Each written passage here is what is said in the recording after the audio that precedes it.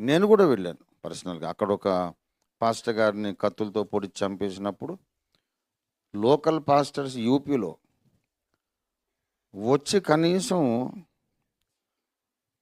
పరామర్శించడానికి కూడా భయపడ్డారు, మమ్మల్ని కూడా చంపేస్తారని. అక్కడికి యథార్థవాది ఛానల్ ద్వారా నేను, మార్క్ బాబు గారు అక్కడికి వెళ్ళాము. అక్కడ ఒక మందిరము, ఆ పాస్టర్ గారు చనిపోతే ఆయన తమ్ముడికి ఆ సేవ అప్పగించి అక్కడ ఒక మందిరానికి పునాదేసి మందిరము, ఇల్లు కట్టబడింది.